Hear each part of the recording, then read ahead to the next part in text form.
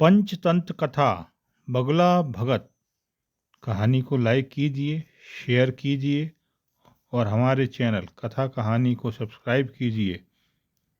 Bell icon का button दबाना ना भूलें। एक तालाब के किनारे एक बगुला निवास करता था। वह बूढ़ा हो गया था, इसलिए उससे विशेष मेहनत नहीं होती थी। उसने बिना परिश्रम के मछलियों खाना चाहा।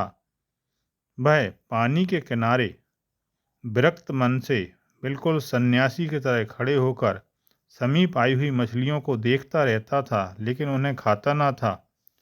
उन मछलियों के साथ एक केकड़ा भी था। उसने बगुले के निकट जाकर पूछा, मामा, लगता है आपने आज खाना खेलना बंद कर दिया है, ऐसा क्यों? इस पर बगुले ने समझाया, बहुत समय तक मछलियाँ खाकर आराम से मैंने अपनी ज़िंदगी बिताई है। मछलियाँ मेरी मित्र हैं। तुम लोगों पर एक बड़ी विपत्ति आने वाली है। इस बुढ़ापे में मैं सुख से दूर होता जा रहा हूँ। यही मेरी सबसे बड़ी चिंता है। मामा, वह कैसी विपत्ति है? केकड़े ने पूछा।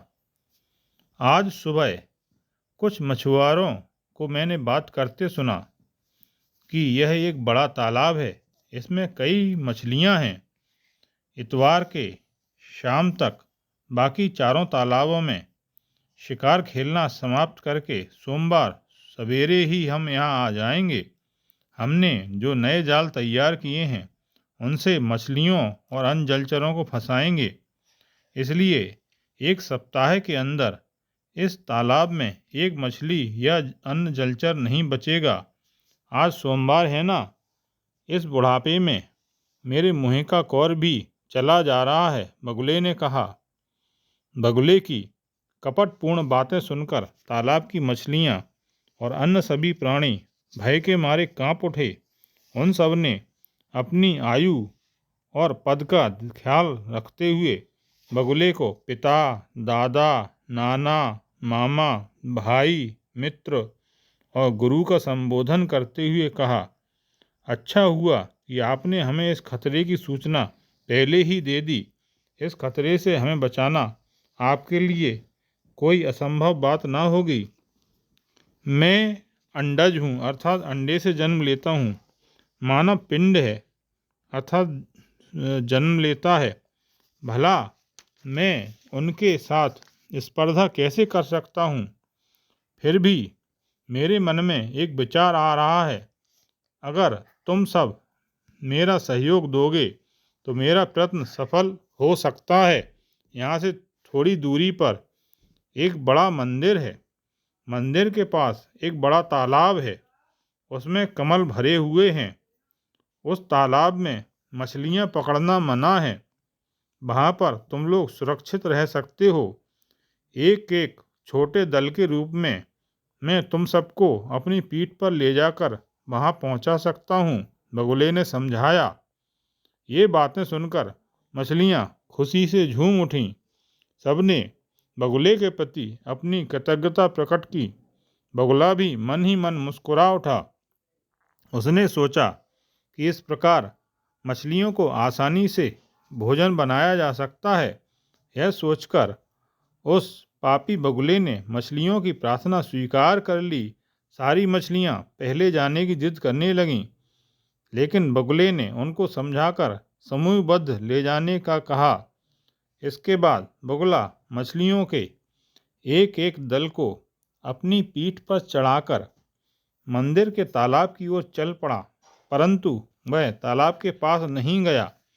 एक पहाड़ी चट्टान पर उतरकर सब मछलियों को चट्टान पर डाल दिया और सबको खा गया। दिन प्रतिदिन उसकी प्रसन्नता बढ़ती जाने लगी। तालाब में रहने वाली मछलियों को कोई संदेह ना हो, इसलिए वह तालाब में आई मछलियों से प्रतिदिन संदेशा लाकर उन मछलियों को सुनाया करता था। इस बीच केकड़े को भी अपनी जान का डर सताने लगा। मछुआरों के आने का दिन निकट पड़ते देख उसने बगुले से विनती की, मामा, मेरी भी रक्षा करो ना। रोज मछलियां खाकर बगुला भी ऊब चुका था। उसने सोचा कि अब उसे नया आहार मिलने वाला है।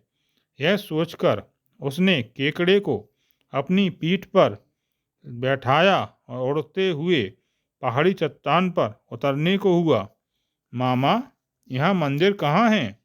गहरा तालाब कहाँ पर है? दिखाई नहीं दे रहा है, केकड़े ने बगुले से पूछा। अब बगुले ने व्यंग्यपूर्वक कहा, उस चट्टान को देखते हो ना? उस पर मेरे द्वारा लाई गई सभी मछलियाँ शाश्वत रूप से शांति प्राप्त कर चुकी हैं। उन्हें मोक्ष मिल गया है। केकड़े ने बगुले की बातें सुनते ही झांक कर देखा। चट्टान पर मछलियों की हड्डियां फैली हुई थीं। तब उसने अपने मन में सोचा, इस दुनिया में अक्लमंद लोग अपने स्वार्थ के वास्ते मित्र होकर भी शत्रु के रूप में और शत्रु होकर मित्रों के रूप में अभिनय करते हैं। शत्रु होकर भी मित्रों जैसे अभिनय करने वालों से मैत्री करने की अपेक्षा सांपों से मैत्री करना कहीं अच्छा है। बगुले ने इसके पहले सारी मछलियों को खा डाला है। ये सब उन्हीं मछलियों की हड्डियां हैं। उनके वास्ते बदला लेने का यही अच्छा मौका है।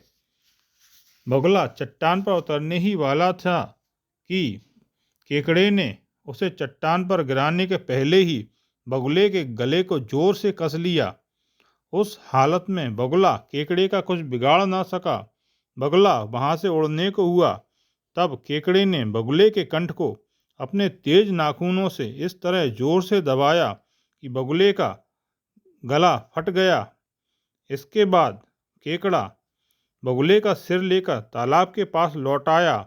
वहां पर बची हुई मछलियों ने केकड़े से पूछा, भाई, तुम जल्दी क्यों लौट आए? केकड़े ने मछलियों को बगुले का सिर दिखाते हुए कहा, इस दुष्ट ने हम सबको दगा दे दिया है।